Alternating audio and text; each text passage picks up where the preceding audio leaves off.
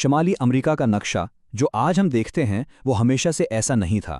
ایک جنگ نے اسے ہمیشہ کے لیے بدل دیا، اور وہ تھی میکسیکن امریکن جنگ۔ یہ ایک ایسی کہانی ہے جسے اکثر نظر انداز کر دیا جاتا ہے، لیکن اس کے اثرات آج بھی ہماری دنیا پر بہت گہرے ہیں۔ تو سوال یہ پیدا ہوتا ہے کہ آخر یہ کیسے ممکن ہوا؟ کیسے صرف ایک جنگ نے ریاستہ متحدہ امریکہ کا سائز تقریباً دگنا کر دیا؟ اس سوال کا جواب ہمیں 19ویں صدی کے وسط میں لے جاتا ہے، جہاں دو قومیں ایک ایسے راستے پر تھی جو سیدھا ٹکراؤ کی طرف جا رہا تھا۔ دیکھیں، کسی بھی تصادم کو سمجھنے کے لیے اس کے کرداروں کو سمجھنا ضروری ہے، اور اس کہانی میں دو مرکزی کردار ہیں۔ ایک طرف ایک نوجوان پھیلتا ہوا پرجوش امریکہ، اور دوسری طرف ایک نیا آزاد لیکن اندرونی طور پر غیر مستحکم میکسیکو۔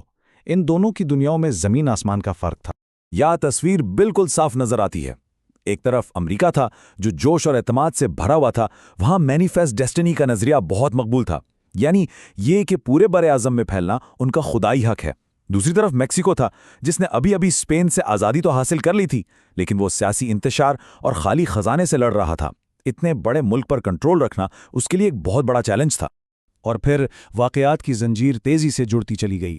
پہلے میکسیکو کو اسپین سے آزادی ملی، پھر ٹیکسس اس سے الگ ہو گیا۔ اس کے فوراً بعد امریکہ میں ایک ایسے صدر جیمز کے پولک کا انتخاب ہوا جن کا واحد مقصد ہی ملک کو پھیلانا تھا۔ اور پھر آخری کڑی تھی 1845 میں ٹیکسس کا امریکہ میں شامل ہو جانا۔ بس اسی ایک قدم نے ایک چھوٹی سی چنگاری کو آگ میں بدل دیا۔ ٹیکسس اس وقت صرف ایک ریاست نہیں تھا، وہ ایک بارود کے ڈھیر کی طرح تھا، اور اس کے الحاق نے گویا ماچس جلا دی، جس سے ایک ایسا سرحدی تنازع بھڑک اٹھا جو پورے بر اعظم کو اپنی لپیٹ میں لے سکتا تھا۔ تو پہلی گولی آخر چلائی کس نے؟ یہ ایک ایسا سوال ہے جس پر آج تک بحث ہوتی ہے، کیونکہ سچ پوچھیں تو اس کا جواب اس بات پر منحصر ہے کہ آپ یہ سوال کس سے پوچھ رہے ہیں۔ صدر پولک نے کانگریس کے سامنے ایک بہت جذباتی دلیل پیش کی۔ میکسیکو نے امریکی سرزمین پر امریکی خون بہایا ہے۔ یہ الفاظ آگ کی طرح پھیلے اور جنگ کے لیے عوامی حمایت حاصل کرنے میں بہت کامیاب رہے۔ لیکن کیا یہی پوری سچائی تھی؟ یولیسز ایس گرانٹ، جو بعد میں امریکہ کے صدر بھی بنے، اس وقت وہاں موجود تھے، اور انہوں نے لکھا کہ امریکی فوج کا اصل مقصد ہی میکسیکو کو اکسانا تھا تاکہ جنگ شروع تو ہو لیکن اس کا الزام ان پر نہ آئے۔ اس سے پتہ چلتا ہے کہ تاریخ کی سچائی اکثر اتنی سیدھی اور سادہ نہیں ہوتی۔ جنگ کا اعلان ہوتے ہی امریکہ نے ایک زبردست منصوبہ حرکت میں لایا۔ ان کا مقصد میکسیکو کو ایک ہی وقت میں کئی سمتوں سے گھیرنا تھا، بالکل ایک شکنجے کی طرح۔ امریکی حکمت عملی بنیادی طور پر ایک 3 طرفہ حملہ تھا۔ جنرل ٹیلر نے شمال سے حملہ کیا، جنرل کیرنی نے مغرب میں نیو میکسیکو اور کیلیفورنیا پر قبضہ کیا، اور آخر میں جنرل اسکاٹ نے سمندر کے راستے سیدھا میکسیکو کے دل پر حملہ کرنے کی تیاری شروع کر دی۔ اور پھر اس کہانی میں ایک ایسے کردار کی انٹری ہوتی ہے جس کے بغیر یہ ادھوری ہے: اینٹونیو لوپیز دے سانتا آنا۔ وہ کوئی عام لیڈر نہیں تھے، وہ میکسیکو کی سیاست میں ایک طوفان کی طرح تھے، اور ان کا ہر قدم ناقابل یقین حد تک غیر متوقع تھا۔ اور یہاں کہانی ایک ناقابل یقین موڑ لیتی ہے۔ کیوبا میں جلاوطن سانتا آنا نے خفیہ طور پر امریکیوں سے ایک ڈیل کی۔ انہوں نے کہا، مجھے واپس جانے دو اور میں تمہیں متنازع زمین بیچ دوں گا۔ امریکیوں نے انہیں اپنی بحری ناکہ بندی سے گزرنے دیا، لیکن جیسے ہی سانتا آنا میکسیکو پہنچے، انہوں نے سب کو دھوکہ دے دیا۔ انہوں نے خود کو صدر بنایا اور امریکہ کے خلاف ہی فوج کھڑی کر دی۔ یہ واقعی ایک ماسٹر کلاس دھوکہ دہی تھی۔ سانتا آنا کی واپسی نے جنگ کو اس کے آخری اور سب سے خونی مرحلے میں دھکیل دیا۔ اب صرف ایک ہی ہدف تھا: میکسیکو کا دل، اس کا دارالحکومت Mexico city. General Winfield Scott نے ویرا کروز کی بندرگاہ پر ایک ایسا حملہ کیا جو تاریخ بدلنے والا تھا۔ یہ امریکی فوج کی تاریخ کی پہلی بڑی بحری لینڈنگ تھی۔ ہزاروں فوجی کشتیوں سے اترے اور میکسیکو سٹی کی طرف آخری اور فیصلہ کن مہم کا آغاز ہو گیا۔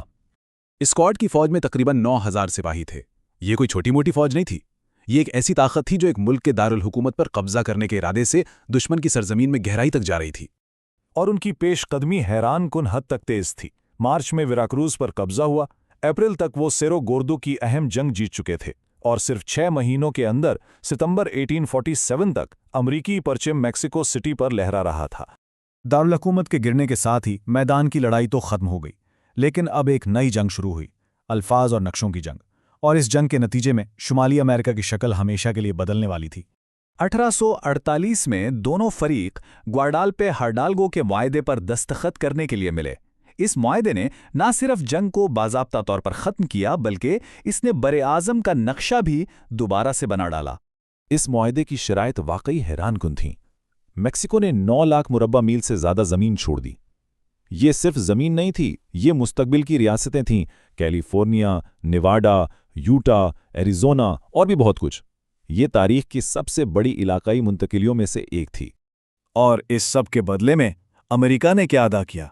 सिर्फ $15 मिलियन। ये इतनी बड़ी और कीमती जमीन के लिए ना होने के बराबर कीमत थी, खास तौर पर जब सिर्फ चंद दिन बाद ही कैलिफोर्निया में सोना दरियाफ्त होने वाला था। तो आखिर में नतीजा क्या निकला? अमेरिका के लिए ये मैनिफेस्ट डेस्टिनी की तकमील थी। उन्होंने अपना रकबा एक समंदर से दूसरे समंदर तक फैला लिया। लेकिन मेक्सिको के लिए ये एक कौमी सान्या था।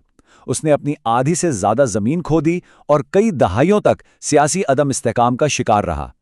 और इसीलिए हम इस सवाल पर वापस आते हैं, इस एक जंग ने शुमाली अमेरिका का मुस्तकबिल कैसे तय किया? इसने सिर्फ नक्शे पर लकीरें नहीं खींची, इसने 2 कौमों की तकदीर लिखी और ऐसे ताल्लुकात कायम किए जिनके असरात आज भी हर सतह पर महसूस किए जाते हैं।